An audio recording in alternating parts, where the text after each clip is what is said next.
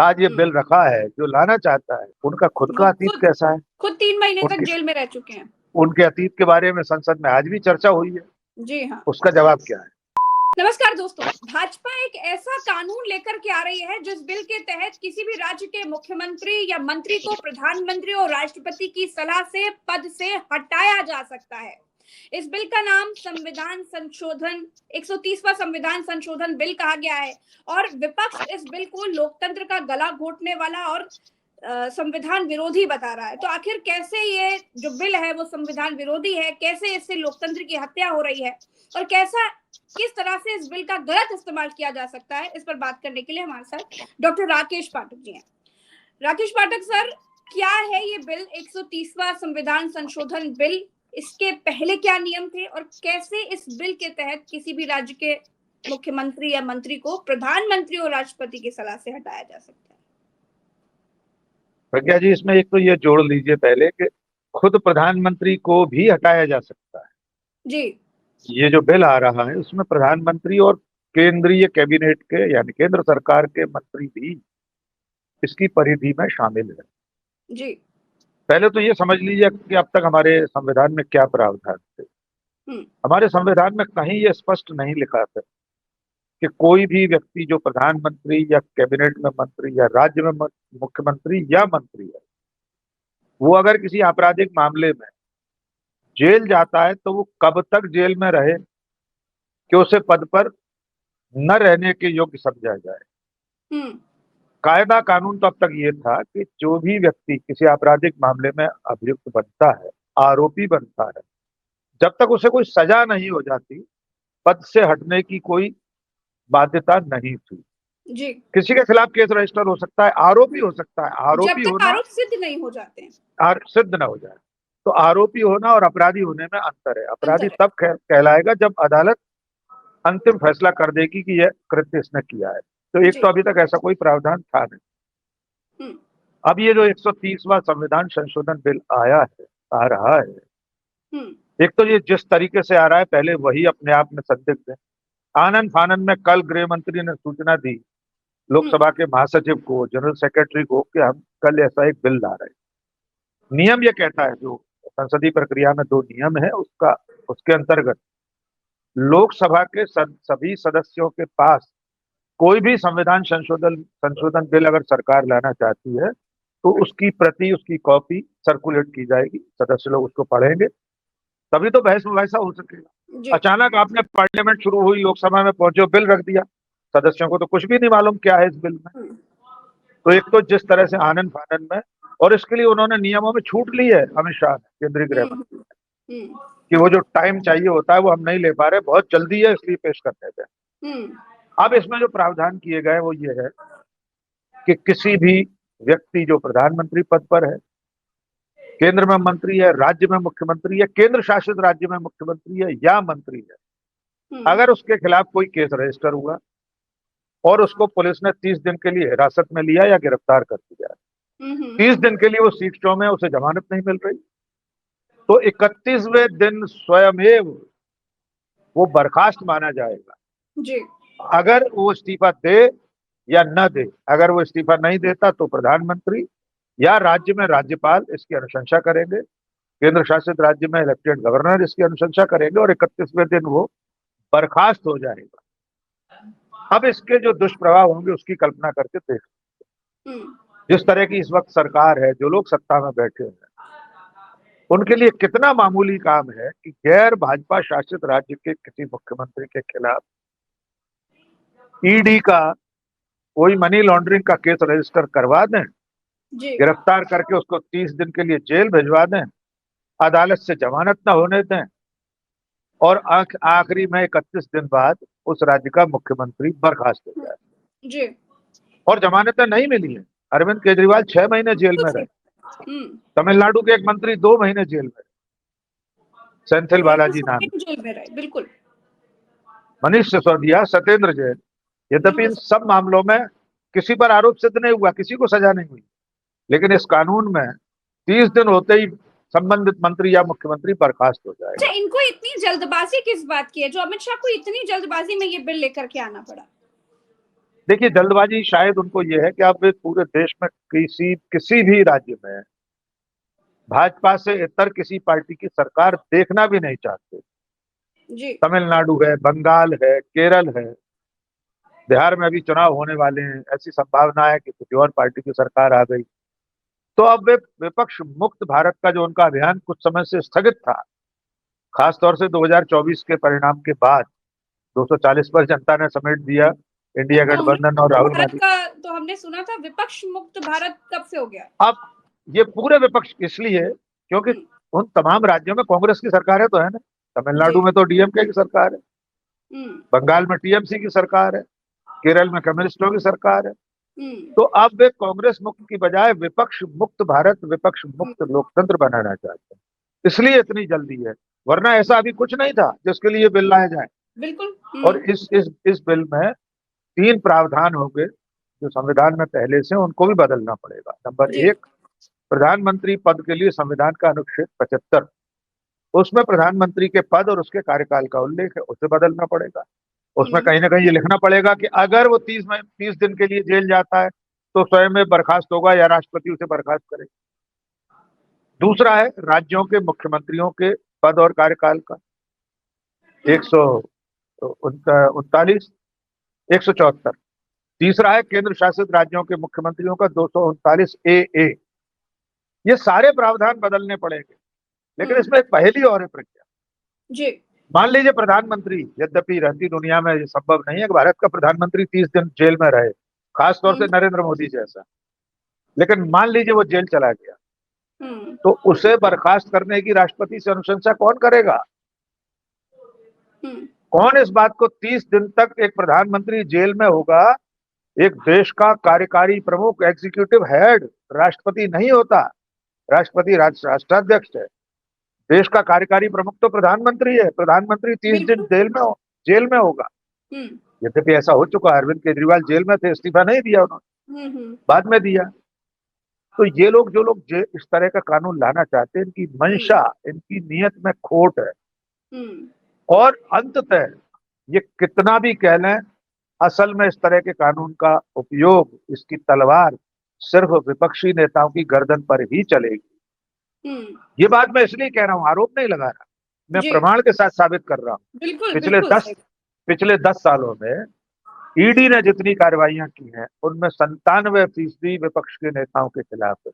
बिल्कुल। उन पर छापे डलना, मनी लॉन्ड्रिंग एक्ट के मुकदमे दर्ज होना, हम्म। लेकिन उनका निस्तार कितना हुआ, अदालत में कितनों को सजा करा पाए, कन्विक्शन रेट क्या है?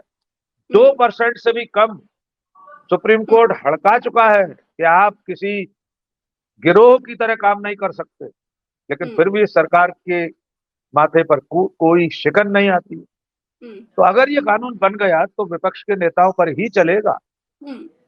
अच्छा, जो जिसको ये वे जिस चाहे। टाइमिंग पर राकेश पाठक सर आया है, ये बिल लेकर के आए हैं, ये टाइमिंग पर भी गौर करना बेहद जरूरी है। एक तरफ तो वोट चोरी की पोल खुल गई, दूसरी तरफ उपराष्ट्रपति का चुनाव होने वाला है। तो बहुत सारी चीजें चल रही है, जैसे कि आज केसी वेणुगोपाल ने कही कि इस तरह के बिल नीतीश और नायडू जैसे नेताओं को ब्लैकमेल करने के लिए लेकर के आ रहे हैं। इस पर क्या बिल्कुल, कहेंगे? मैं उसी बात पर आना चाहता था। जी। आज जो लोग नरेंद्र मोदी सरकार के 2 पाए बने हुए हैं, जिन पैरों पर नरेंद्र मोदी की सरकार खड़ी है, जी। वे ये भूल रहे हैं कि किसी दिन चंद्रबाबू नायडू और नीतीश कुमार भी इसके लपेटे में आ सकते हैं। ये एक तरह का चक्रव्यूह है। हम्म। मोदी शाह जिस दिन चाहेंगे उस दिन इसमें फंसा लेंगे। चंद्रबाबू हम्म। नायडू पर तो पहले भी केस रहे हैं। और कोई भी मुख्यमंत्री या किसी भी राज्य का मंत्री अपने कामकाज करते समय, अपनी ऑफिशियल ड्यूटीज में कुछ ना कुछ ऐसा कर जाता है जिसके नाम पर आप उसे फंसा सकते हैं। हम्म। तो सही कहा केशव वेणुगोपाल ने कि चंद्रबाबू नायडू और नीतीश कुमार भी इसका शिकार हो सकते हैं। बिल्कुल। और मजेदार बात यह है कि जिस गृह मंत्री ने आज ये बिल रखा है, जो लाना चाहता है, उनका खुद वो का अतीत खुद कैसा है? खुद 3 महीने तक उनकी जेल में रह चुके हैं। उनके अतीत के बारे में संसद में आज भी चर्चा हुई है। जी हाँ। उसका जवाब क्या है? कैसे भूल जाएगा ये देश? हम्म। हमारे तो सर दर्शक हो आरोप सकता तो है। किसी पर भी लग सकते हैं। अच्छा, आपको क्या लगता है कि इतनी जल्दबाजी किस बात की थी? ये मैं अभी भी समझ नहीं पा रही, क्योंकि बिहार में चुनाव है, उपराष्ट्रपति का चुनाव है, इधर वोट चोरी की पोल खुल चुकी है पूरी तरीके से, और ये अनुमान लगाया जा रहा था, तमाम सूत्र ये कह रहे थे कि इस बार क्रॉस वोटिंग भी हो सकती है। बिल्कुल, मुझे लग रहा है अब इस सवाल का जवाब रह गया था, हाँ। इस समय इसको लाने की जरूरत क्यों पड़ी। हम्म। निश्चित तौर पर अब उपराष्ट्रपति पद के लिए 9 सितंबर को शायद मतदान होना है। बिल्कुल। हाँ। बीजेपी का प्रत्याशी नीतीश हम्म। कुमार, चंद्रबाबू नायडू, जगन मोहन रेड्डी और तमाम छोटी छोटी पार्टियों के बिना चुनाव नहीं जीत पाएगा। हम्म। अगर वे इस वक्त क्रॉस वोटिंग कर देंगे हम्म। तो नरेंद्र मोदी और अमित शाह के लिए बहुत बड़ी बात हो जाएगी। हम्म। हमारे दर्शकों के लिए बता दें कि उपराष्ट्रपति के चुनाव में पार्टी व्हिप लागू नहीं होता, जी हाँ। दल बदल कानून भी लागू नहीं होता। हम्म। पार्टी के सांसद अंतरात्मा की आवाज पर, जैसा कि अभी इंडिया गठबंधन के लोग मांग कर रहे हैं कि अंतरात्मा की आवाज पर एनडीए के सांसद वोट डालें, तो हम्म। अगर सचमुच में जैसा भी कॉन्स्टिट्यूशन क्लब ऑफ इंडिया के चुनाव में बीजेपी के ही नेताओं ने तो बीजेपी के कैंडिडेट को हरा दिया ना, संजीव बालियान को राजीव प्रताप रूडी जीत गए, बिल्कुल। जी। तो ऐसा ही अगर यहाँ हुआ, बीजेपी के ही कुछ सांसदों ने अगर वोट नहीं दिया, दक्षिणवाद भी इसमें चलेगा अभी, क्योंकि कांग्रेस ने भी सुदर्शन रेड्डी को प्रत्याशी बना दिया। तो ये जो टाइमिंग है, ये इसलिए है कि भारतीय जनता पार्टी और नरेंद्र मोदी इस वक्त चौतरफा घेरे हुए, उन्हें हेडलाइन मैनेजमेंट भी करना है, लोगों का ध्यान भी बटाना है कि राहुल गांधी का ये जो वोट चोरी का शोर है, इसकी जो गूंज है, अनुगूंज है, वो पूरे देश में गांव गांव, चौपाल चौपाल, चाय की टपरियों तक पहुंच गई। उसे कैसे मध्यम किया जाए, उसे डाइल्यूट कैसे किया जाए, इसके लिए कोई एक ऐसा दांव फेंक दिया गया जिसमें वे बढ़ चढ़कर ये जी। कह सकते हैं कि हमने तो प्रधानमंत्री को भी रखा इस कानून की परिधि। हाँ। हम्म। लेकिन कोई बहुत ही भोला भाला इंसान होगा जो ये मानेगा कि इस देश का प्रधानमंत्री 30 दिन जेल में रहेगा। हम्म। न सही नरेंद्र मोदी, मुझे नहीं लगता आने वाले समय में कोई और भी प्रधानमंत्री हो, वो कोई ऐसा अपराध कर बैठेगा कि 30 दिन जेल में रहेगा। हम्म। उससे पहले तो उसे इस्तीफा देना ही पड़ेगा। ये कानून हम्म। नहीं भी होता, अगर हम्म। 3 दिन भी देश का प्रधानमंत्री जेल में रहता, तब भी हम्म। उसका त्यागपत्र नैतिक आधार पर हो जाता है। हम्म। अच्छा, भारत के इतिहास में पुलिस इनकी, सीबीआई इनकी, ईडी इनकी, सब कुछ तो इनके पास है। अब इनको ये बिल लाने की क्या जरूरत पड़ गई है, ये समझ में नहीं आ रहा। सब तो ताकत आपके पास है, सब कोई जानता है कि आप विरोधी स्वरों को सुनना ही नहीं चाहते, सबकी आवाज दबा देना चाहते हैं। अब ये बिल आप लेकर के आए हैं, तो फिर अब क्या ही बचा। देखिए, ये जो हथियार आपने बताए, ये जो औजार बताए आपने, ये सारी संस्थाएं भारतीय जनता पार्टी मोदी शाह की कुनबे की सदस्य हैं। ये तो मैं तो सुप्रीम कई कोर्ट भी बार, कह चुका है। तोता हाँ बोलता है। बिल्कुल कह चुका था, तोता ने उससे भी आगे, अब तो ये शूटर बन गए। हाँ। ये इनको सुपारी दी जाती है केंद्र सरकार की तरफ से कि अरविंद केजरीवाल को निपटाना है, उसको जेल भेज दीजिए। ममता बनर्जी को निपटाना है, उनके खिलाफ कोई केस रजिस्टर कर दीजिए। राहुल गांधी के खिलाफ केस करना है तो ईडी ने मनी लॉन्ड्रिंग का उसका केस कर दिया हम्म। हेराल्ड मामले में। तो ये जो संस्थाएं हैं, ये होते हुए भी नरेंद्र मोदी और उनकी सरकार को तसल्ली नहीं, तो उनको जो सत्ता की भूख है, हवस है, हम्म। वे हम्म। पूरे देश में एक छत्र राज चाहते हैं। वे नहीं चाहते एक भी राज्य ऐसा हो जहां स्टालिन या ममता बनर्जी जैसा कोई मुख्यमंत्री खड़ा हो जाए, या पंजाब में भगवंत मान जैसा हो। तो वे पूरे देश को भाजपा के अलावा सभी पार्टियों से विहीन करने पर उतारू। जी। इसीलिए एक ऐसा गृह मंत्री इस बिल को लेकर आ रहा है जो खुद तड़ीपार रह चुका है, जो खुद 3 महीने जेल में रहा है, जैसे अपने राज्य में जाने की 2 साल तक इजाजत नहीं, हम्म। वो बिल लेकर आ रहा है कि 1 महीने जो जेल में रहेगा वो बर्खास्त हो जाएगा। जी। ये विडंबना है हमारे समय की, हमारी राजनीति। हम्म। चलिए, तो अभी आपको क्या लगता है कि ये बिल आने के बाद सबसे ज्यादा नुकसान क्या होगा इस देश में? देखिए, किस तरह पहली से बात तो ये है खतरनाक कि है लोकतंत्र के लिए ये 130वां संविधान संशोधन बिल? देखिए, बहुत स्पष्ट पहले तो ये समझ लेना होगा कि ये उस तरह का कोई साधारण बिल नहीं है, ये संविधान हम्म। संशोधन विधेयक है।